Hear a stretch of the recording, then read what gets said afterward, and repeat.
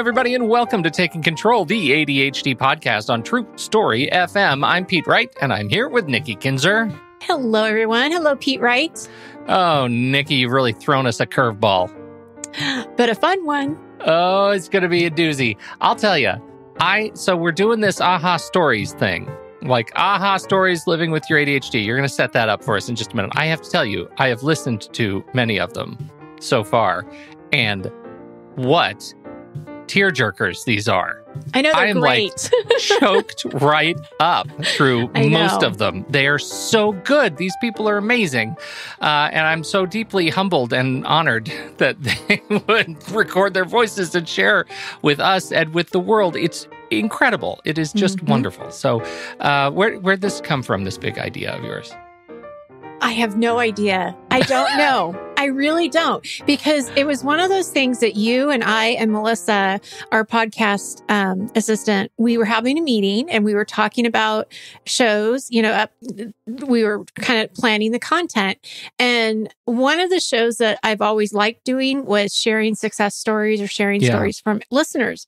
But the problem is that a lot of people don't respond because they don't see success, which is really unfortunate because there's so many successes with everything that we all do, but it's really hard to see sometimes. And so I thought, okay, I don't want to say share your successes because I probably am not going to get a lot of feedback. So then I thought, okay, what if we just had a show, or not a show, but had like little sound bites of people who listen to the show that just talk about like a story, like one situation, or give us some strategies that have worked for them, how they're coping, with their ADHD. And I thought that's inspiring. That's a really like motivating thing to listen to, because not only are you listening about who they are and their story with ADHD, but they, like you said, they're great stories. Then I said, okay, so Melissa, please go to Discord and get sound bites from people. But then I thought they're not going to do that either, because that, like, I wouldn't even know how to do that. Right, like, how do I give you a sound bite? Right. Yeah. So I'm like, I'm asking way too much. So then I thought, okay, and you probably think I'm crazy, but I thought, all right, I'm going to open up my calendar and I'm going to let people who are interested in doing this to set up a half-hour interview with me. I'm going to interview them. I'm going to have the recording, give it to Pete. Pete and I are going to edit it. And then it'll be a lot easier to have these like sound bites. And that's what we did. And And I'm so excited because I don't know. I just think this is a great idea. And if our audience likes it, then I think we should do it again. I do sometime. Too. So we have enough now that we're doing two of these episodes back to back of these AHA moments. They're sort of part of our Living with ADHD series that we started last week with Kalaki, and such a great conversation we had there. I think this is really special. I hope you don't see it as self-indulgent. I learned so much from hearing these people talk about their experiences with ADHD. It was really really eye-opening. And why do you say self-indulgent? Because it's just like I don't know. I don't know why I say that. I think maybe, I don't know for sure, but I wasn't expecting people to talk about the podcast. And so when people talk about the podcast, I was like, oh my gosh, that's so nice. They're talking about so sweet. The podcast was a part of their response to this. Right. Yes. So I guess that's it. That's right. That's kind of where I was tying that. Yeah. No, that makes a lot of sense. And that's kind of anchors onto what I'm feeling about this. But I'll tell you, like, it's so easy for us, I think. I don't want to speak for you, so stop me, but it's so easy to just feel like, oh, it's time for me to talk to Nikki in my weekly talk with Nikki time, and not have any sense of what's going on out there beyond what's in our community. Like, it's hard to the community is different because I can type something and someone will respond to it. Like, it's interactive.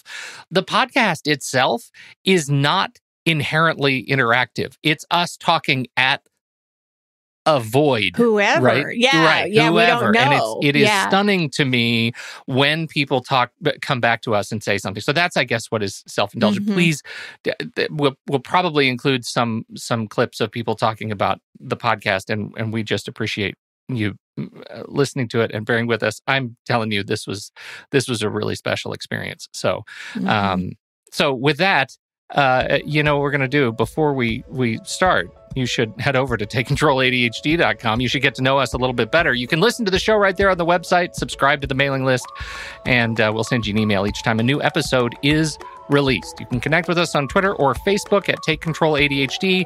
And now more than ever, if this show has touched you and changed the way you live your life with ADHD, head over to patreon.com/TheADHD podcast to learn more.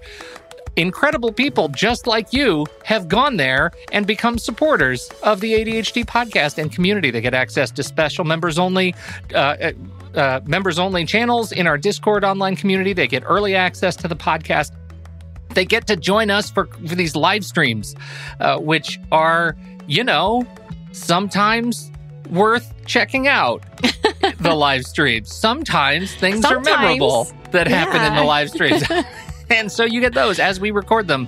And so it's a lot of fun, plus other new members-only stuff that is yet to come. We are building right now. Very excited to have you be a part of it. So check out patreon.com/TheADHD podcast to learn more.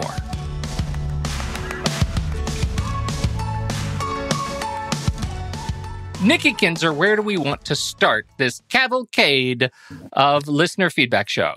Well, I think the best place to start would be with our podcast assistant, Melissa. And some of you may know her as Discord Mom in the ADHD community. So back when my son was going into first grade, so it was 3 years ago, we got some news that we were going to have to move to a different school. I found out 3 weeks before the school year was set to start. And it was a big shock. I kind of went into spiral mode myself, trying to figure out what we were going to do. At the time, my son was going through behavioral therapy with his therapist, and things were going well, and we were making a lot of progress. And I just felt like having to tell him that we were changing schools, he was going to have to change his before and after care, that it was going to set us back. And I was really worried about how it was going to affect him and how it was going to affect, us as a family. And I didn't get a lot of sleep during those couple of weeks. I was calling anybody and everybody, trying to get things done and do the most I could to help him transition the best that we could. I decided to write an email to the podcast and get Pete and Nikki's perspective on how things might be better for me. And I remember... I don't remember this. It was episode 307, getting more things done during the dog days of summer, or like getting one more project done. And wow. You guys read my question on the air, and it was the first time I had ever written in. And I was just super excited to hear my name on the podcast that I had been listening to for so long, that I was super excited. But you guys talked about how kids are resilient, and how even though he may have ADHD and be on the autism spectrum, that all the work that we have done up until that point was going to be what helped him to make the transition. Even if it was hard, that he would be able to bounce back. And I just remember I was driving home from work, listening to the episode. I remember exactly where I was. And I just started sobbing. I was like, oh, they get it. And, it felt good to have somebody validate, that it was hard. But to say that, even though it is hard, that, it's not the end of the world, and that kids are a lot more resilient and able to bounce back than adults most of the time. And Nikki mentioned that it was a good thing to have happen in a way, because learning these lessons helps you transition and move forward the next time it happens, because there will be a next time. And we've had plenty of next times since that happened. And I've always fallen back on those words that kids are resilient, and, to not let it, let me spiral out of control. And it has been something that has helped me stay grounded when we've come into different situations that have caused, big transitions, things that are unexpected. It has been immensely helpful. And I actually was re-listening to the episode, and the one thing I'm still working on, but it was a nice reminder to hear, was Nikki, you said, not only do, I need to be cognizant of my son and making sure that he's okay, but that with myself and my own ADHD, that I need to make sure that I'm first taking care of myself and making sure that the things that I have in place for myself are still there, because you can't take care of somebody else if you're not taking care of yourself. And that is always a good lesson to continue to remind myself. Like I said, it's something I'm still working on, but it's one that I'm continually learning that I have to do. But that day was immensely helpful in helping me get through things. And it turned out fine. And he's been at the school for the last 3 years now and loves it. And I mean, it was a lot of hard work getting to where we are now, but it turned out fine. I mean, he was super upset when I told him, and it was a fairly large ordeal when things went down. But I had made sure that we had plenty of things in place to help him transition as smoothly as possible, and it actually worked out really well. Oh, Melissa, I can't think of a better way to start our little conversation than with Melissa's first experience writing in. That's exceptional.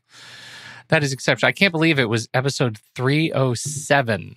It's a long time ago. Oh, Melissa, so much love. And I'm so glad that I'm so glad that it turned out we did okay.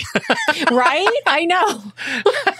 We could have given really strange, wrong advice, but it looks like we did okay. It looks like we did okay.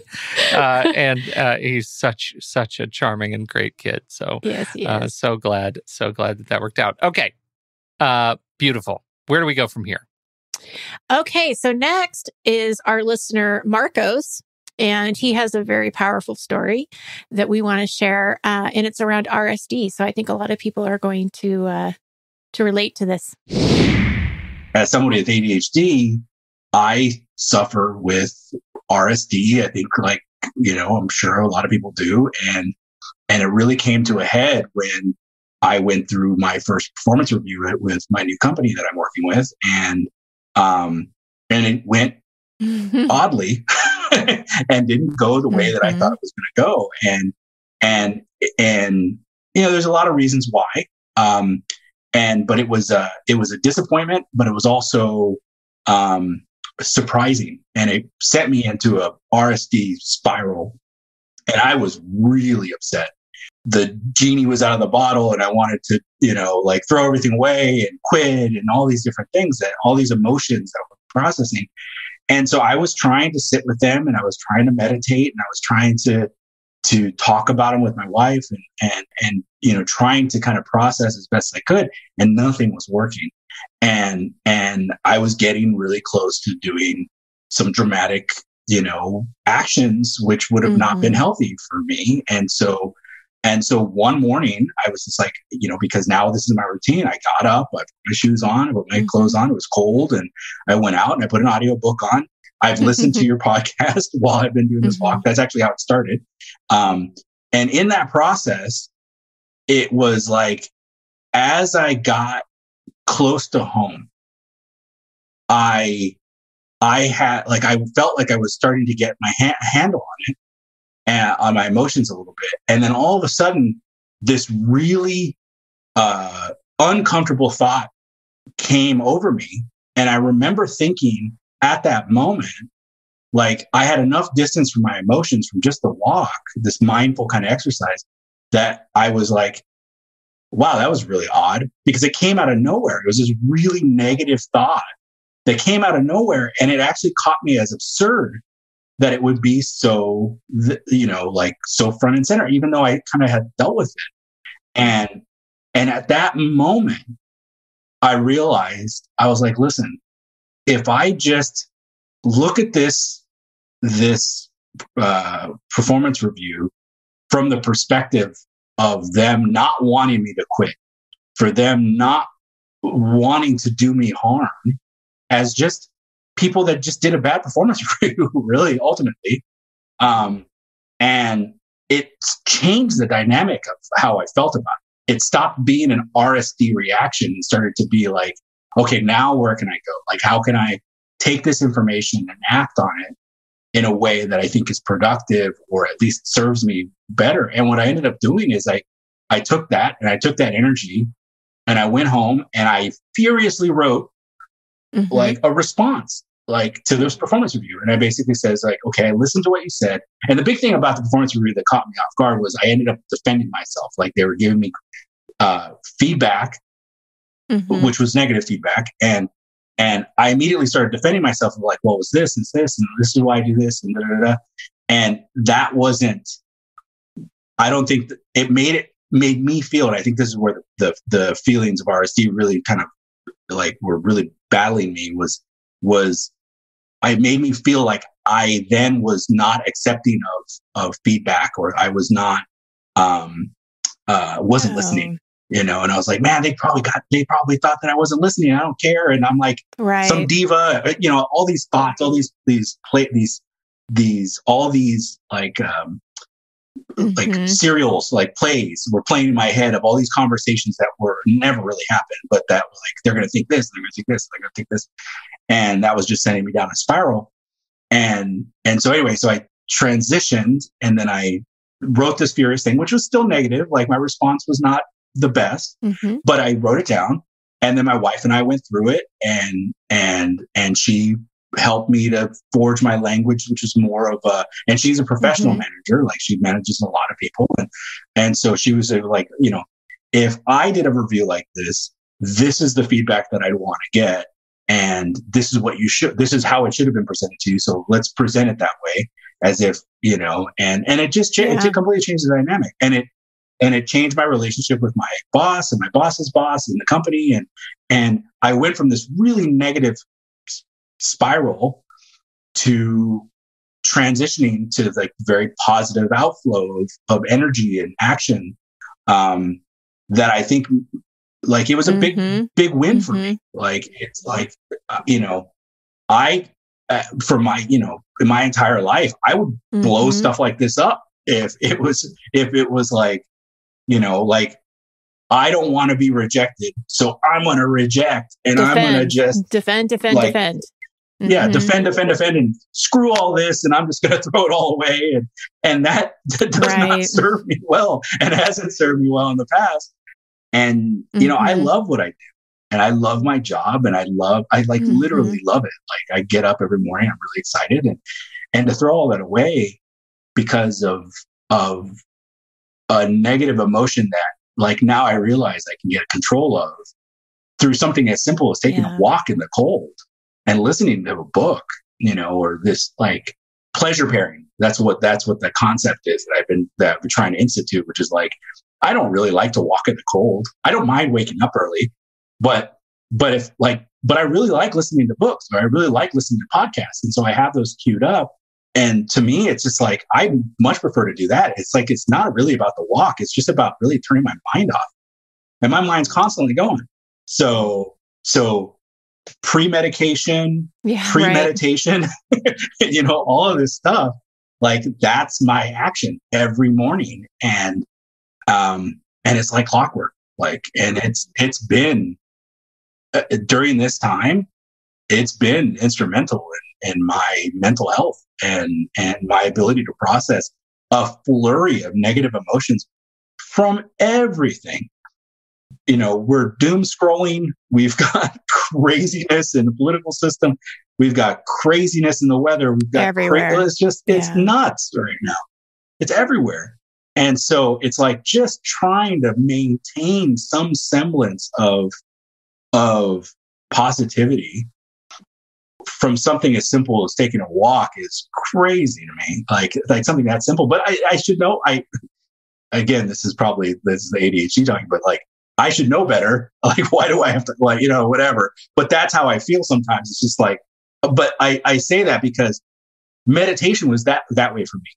Like something as simple as meditation. When I first started meditating, it was like, how is this 15 minutes of my life going to make any difference? And it's made huge differences in my life, like way more than I think anything else I've done. And it's like, you try to describe that to somebody, they're not going to believe it. They're like, no, there's no way. It's like, yeah. Mm-hmm. Well, and I think it's a perfect example too of when you're in an RSD spiral, it feels like you can't get out of it. It feels so big and so emotional. And one of the things that I really love about your story, and I hope really inspires other people, is that you can get through it. It will pass, but give yourself that time to process and sit with it and put some space between it. And as you're saying, with the walking, the meditation, and these things that you've put in place made such a difference for you. The difference between my output at the very beginning and output later is completely different, right? It was a defensive stance to like, no, let me just show you like all the things that I've accomplished that we didn't even get to go into. Right. Because I was defensive. And you're advocating for yourself too. I mean, I think I want people to see that you were also able to get past, any shame or embarrassment or, oh my gosh, they're right. You said it. I should just leave. I should just quit and forget my dream, and those are those natural, like, first responses. But when, again, they obviously don't want me here. That was like that was the narrative that kept playing through my head, was like, they obviously don't want me. And then for you and then for you to switch that narrative to all of a sudden, how did you say it? I don't want to put words in your mouth. You said, they do want me to stay, or they don't want me? No, I just was like, let's start from the place that where they don't want me to leave. That's right. Yeah. Like, let me frame it from there. Yeah. Like they're not trying to do me any harm. They don't want me to leave. Like, if I start there, then like, if I start from that perspective, like that there is no ill will, then it changes the response. And that's really what it comes down to, is it takes a long time to get there. Don't get me wrong. This is not an easy process. Like, this has been a process for me that's been honed for years. And Pete said something on a podcast, I'm not sure which one, but that really resonated with me, which was like, be furiously curious about yourself. And I'm crazily curious about the entire world. It's part of my nonlinear way of thinking. Probably why I'm successful in the career path that I've done. I'm an engineer, I'm a roboticist. This is the things that I do. And I do not think like an engineer. Like, engineers by trade generally are very linear, and I am not linear in even the slightest. I look for like these crazy connections in the world, and I try to make those connections fit together and find how things. I love how things like the world bends to make things connect. I was, so this idea that I can be so curious about almost like I'm curious about stuff that people are like, why are you even interested in that? And I am. I'm just hyper curious about people and processes and things and everything.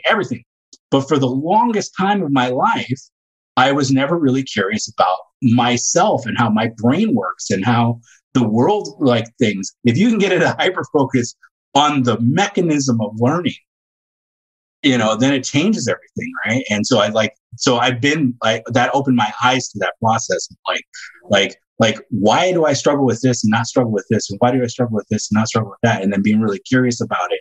Like, just like the meditation has helped me to get distance from the curiosity, like to like try not to be so shamed about it.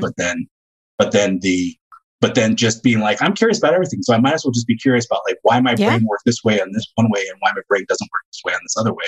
And then work with it. Focus on You're that. working with it. Work with it. And then really deep dive into it.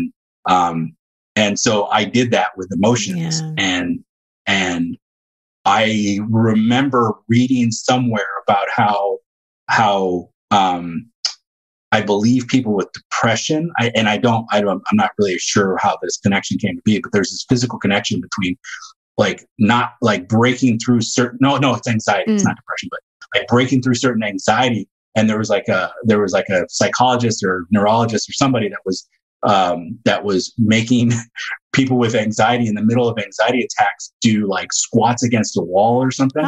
And it was the physical aspect of physically breaking that mind spiral. Oh, interesting. And I don't know the science behind it or whatever, but that has always been in the back of my head is like, maybe I just need to get out of my head. So the walking has really helped that. And meditation obviously has helped a lot with the negotiation of the emotions and the regulation of the emotions or whatever. But it's a work. It's a constant work in progress. And the pandemic threw it like everything I thought was working, threw it for a loop. And I was like, whoa, wow, I gotta get back on this. Get curious. Get curious again about like, and that's, okay, why am I suffering? I love that. I'm sorry to interrupt, but yeah, I love that. Get curious again. So when things don't, if they start to look different or your habits aren't, as they were pre-pandemic, yes, get curious, like what's going on. And I think what you're saying too is that you did get curious and you did figure out how to make it work for you again. And it looks different, right, now than it does pre-pandemic. And it will look different again. Yeah, 100%. It's all about breaking the shame spiral. You got to break the shame chain. Right. Right. Like, you got to break that first. Like, that's the first thing you got to do. It's like, okay, my routine, my process is not working. And it's like, oh, this is never going to work. Oh, it never works. Oh, like I've been there. I'm in it like all the time. Right. Yes. And it's like, so you fight for that one. That one, you gotta just fight and with whatever method and routine you can. At least for me, I'm speaking for myself, obviously, but for me, like I focus first on that. Let me break that shame. Like, either address it and be like, all right, I'm a horrible person. So let me, great. Yeah. Okay. Now let's get past that. And let's move on to the next thing. But sometimes that's harder than other times. Sometimes it's as much as a walk. Sometimes it's like I have to do like heavily physical exercise. Sometimes it's like I have to meditate for a week just to break it. Like, okay, all right, I'm not a horrible person. Like let's get past this. Once I get past that, then it's like, okay, now let's work. Yeah. And then it's like, let's get curious and let's like, okay, why am I thinking that? And like, where did that come from? But yeah, when you can, like, for me, the biggest one was that, like, in this whole episode was that when I finally felt like I had everything under control, and then this like bullet train of negativity came roaring through, and like literally I just stepped back and was like, wow, that came out of nowhere. Yeah. And like, I realized at that point, it's like, okay, all the bullets that are flying, like, I'm all right. I'll be okay. Because that negativity is it's just going to, like a duck, I'm just going to come right off me. And now I can process. Now I can get through it. And it was really emotional up to that point. Like, I was really emotional, and I'm an emotional dude. So like, it was a big break.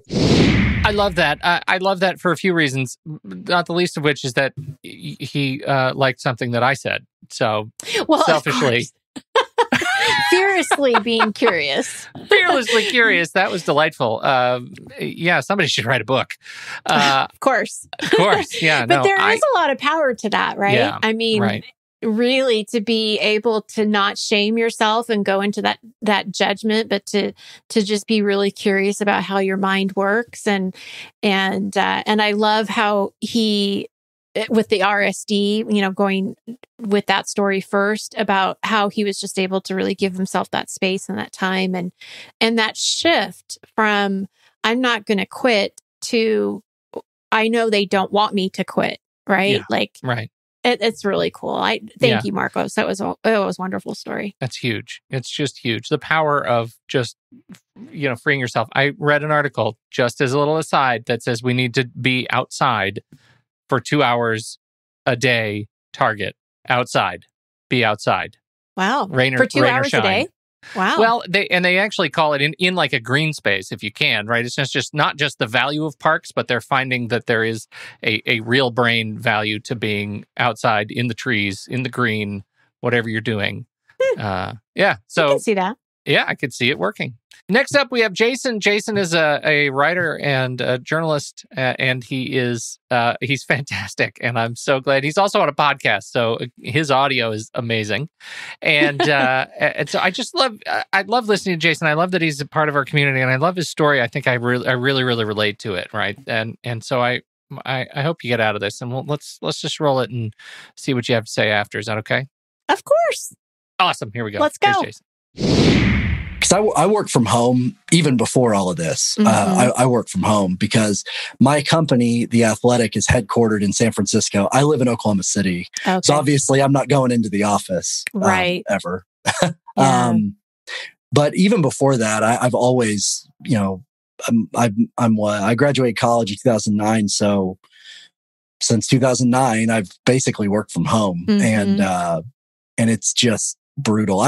In fact, I told all my friends when, they were all excited about, nobody's excited about the pandemic, but they were all like, hey, well, it's cool to work from home. I'm like, no, it sucks. It's hard. It's terrible. Yeah. It's terrible.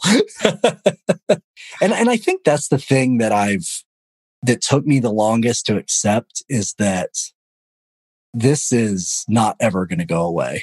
Yeah.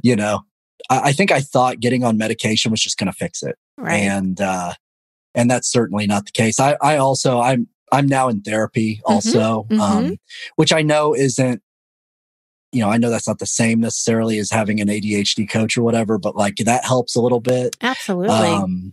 So it's having somebody to talk to about some of these things. Yeah. When I've been the worst, when I have the hardest time is when I don't get a good night's sleep. And I've the last month or so, I've tried to go to bed earlier, tried to get up and go to the gym. That stuff really does make a difference. Yes. Like it really does. And I can make all the excuses I want. But the truth is when I'm not exercising and sleeping well, it's a million times worse. Yes. And then the other thing I would also add, and I'm not just saying this because I'm talking to you, but like your podcast has helped me out a ton. Oh, thank really. you. Because it was about the time the pandemic started and everything was shut down. Mm-hmm. And for me, I don't know if everyone with ADHD is this way, but it's the pandemic and the shutdown and not seeing people as much as I want. And those things have made my ADHD, I feel like, a million times worse, just a million times worse. I'm much more foggy. I have a harder time focusing. But anyway, I guess it would have been about a year ago. I can't believe we've been dealing with this now for a year. Crazy. But yeah, about a year ago, I love podcasts.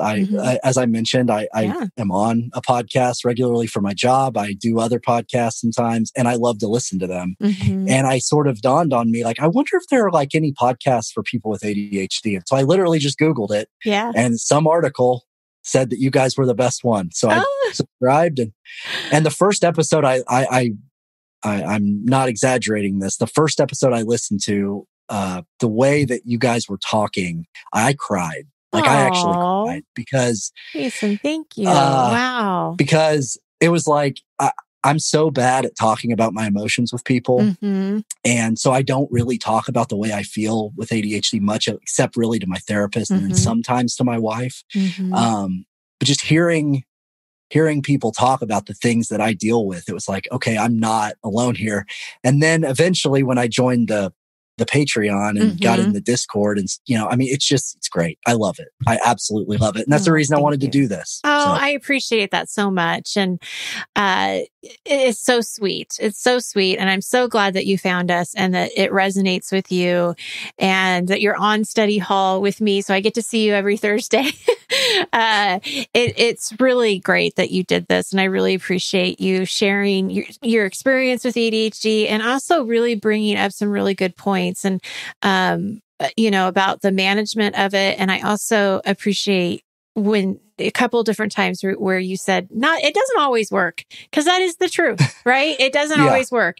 And if we can just accept that and know that that's okay, but that doesn't need to stop us from doing it again or trying again, then, that's managing ADHD in a lot of ways. So, I used to be a lot worse about, the printing it out and doing it all by longhand. Like one day I remember that had worked a few times. I tried it and it like really wasn't working and I was getting angry and it's like, oh my God, I'm not fixable. I'm not fixable. That's how I would feel. But now I've sort of learned that no, it's not totally fixable, but that's okay. Like that's okay. I really appreciate Jason's insight on accepting ADHD and that it's not going to go away, and understanding that these strategies work and sometimes they don't work. And I love that because it's so true, and one of the things that I really noticed about Jason when I was interviewing him is just the perseverance in his voice. Like he's not giving up. And I love that. And what he said about the podcast, I have no words. It's so sweet. Right. I feel like I really relate to this idea that, from any one day to the next, you can't totally trust the tools that you have in place to help you get the job done. Right. You'll never have 100% confidence that this thing that I did today is going to help me tomorrow. And that's that bit about acceptance. Like once you accept that, then you're free to be creative and you can stop being angry. True.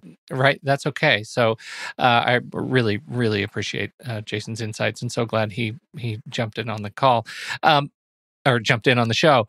Next, we have our dear friend and member of our community, Jay. There was something else that just wasn't clicking correctly. I started going down a path that not a bad path by no means, but started analyzing my oldest son, David. They discovered that he had some learning difficulty in kindergarten. Okay. And this is when we were still in Georgia and we hadn't moved to Alabama yet. But when we moved to Alabama, which we were very fortunate, they did what we now call the IEP on him, Individual Educational Plan, and were able to work with him. And I looked at my wife and I said, I wish I'd had that whenever I was in school. I probably would have done a whole lot better, even through, because I was, having, I won't say flashbacks, but I was, looking back at, how I struggled in school, how I struggled in elementary school, how I struggled. And then in junior high, I had a spurt where I actually made honor roll for 2 years straight. Well, that was puberty. Yeah. So, that was, you had that adrenaline, had that drive during that period of time. Well, that wore off by the time I got to high school. I did okay through it. But I was never that super student that a lot of my friends were, I was just that average student, an occasional A. happy to have a C. Yeah.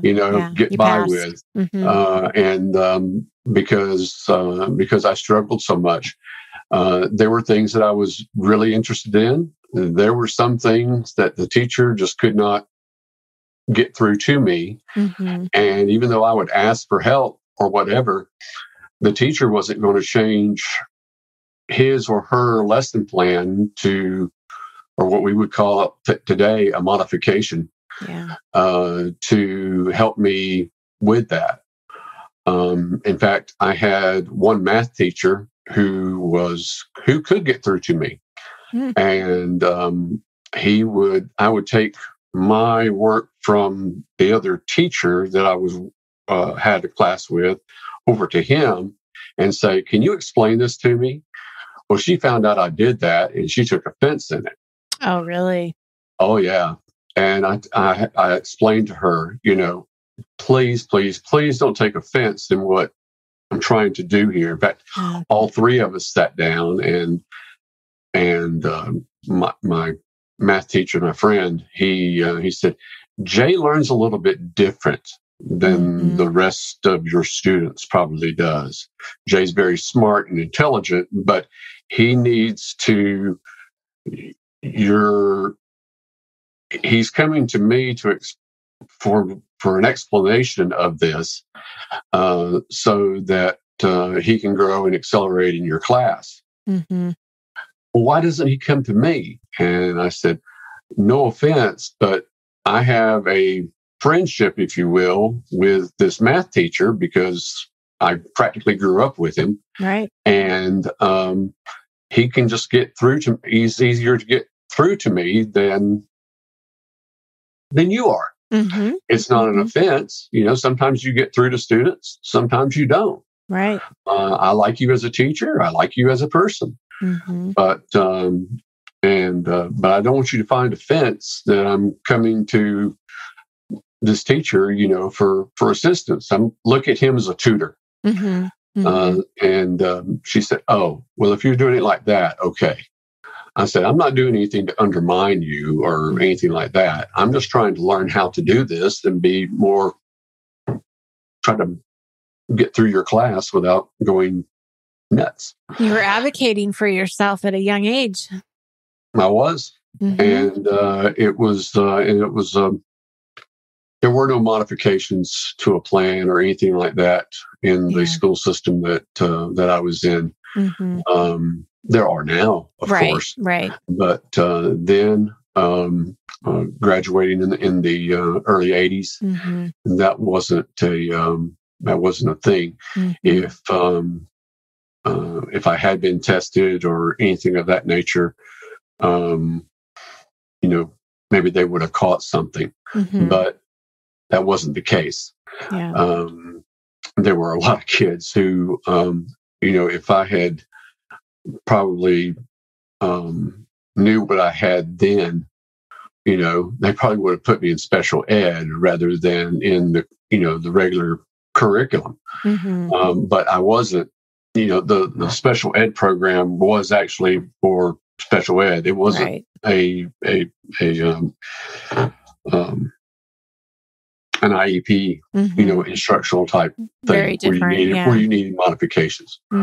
So, looking back at that through what my son was going through, okay, I'm going to go rabbit trail back to my son and seeing what kind of modifications they were doing for him. Yeah.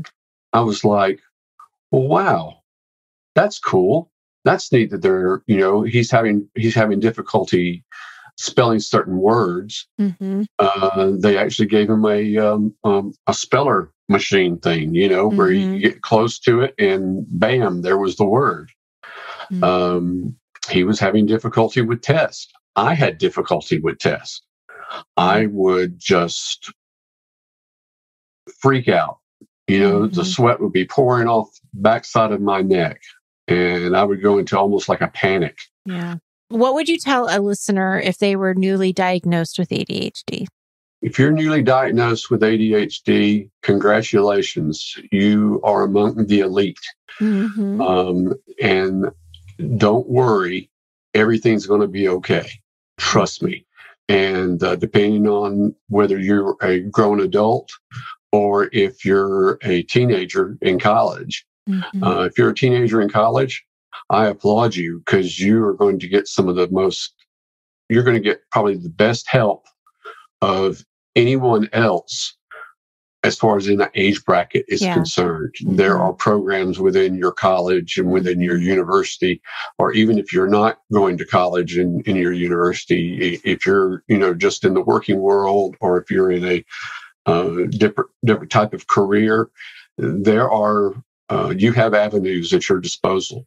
And you have more of those type of things now than I would have ever had at 55 years of age.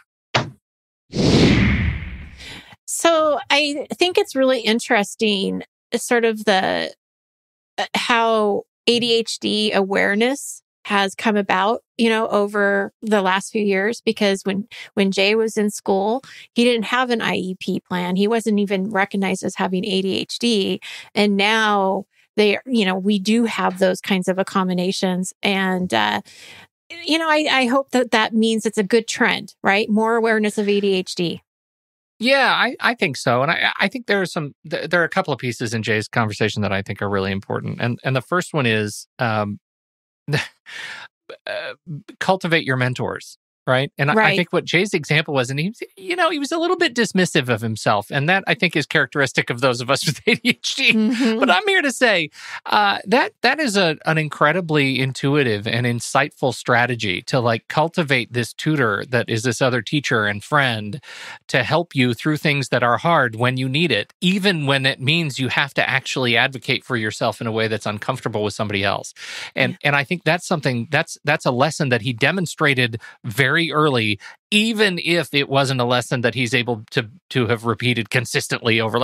It's hard to do that, but I think that that's model behavior right there, and it's important. And I feel like I want to take that too. The second is that your mentors and the people that you find aspirational don't have to be older or more experienced than you.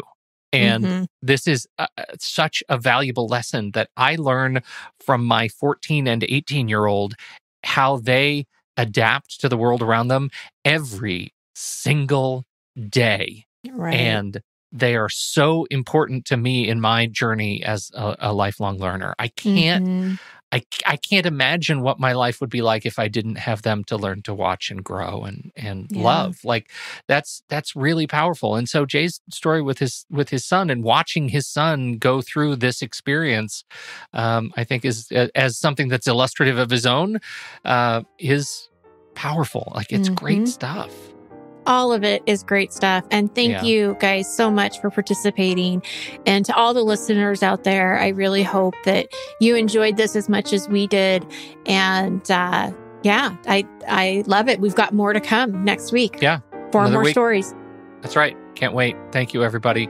Thank you so much for downloading and listening to this show. To those of you who have been in the live stream hanging out with us, this has been a couple of hours of us actually going through these interviews, and kind of hope that you see that as a cool benefit to being a part of our community. We like sort of this whole transparency thing is fun for us. And so, if you're interested in seeing how the sausage gets made, patreon.com/the ADHD podcast.